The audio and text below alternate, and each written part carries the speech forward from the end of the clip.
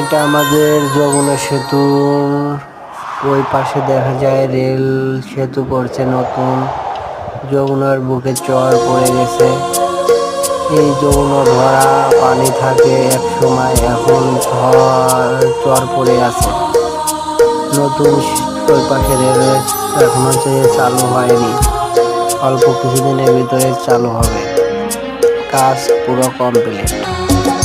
যমুনা সেতু থেকে দেখা যায় ধুধু মরুভূমি, আশপাশে কোনো গ্রামগঞ্জ কিচ্ছু নেই, শুধু হাহাকার হাহাকার, ধুধু মরুভূমি। এটা যমুনা সেতুর উপর থেকে ভিডিও করে করা হয়।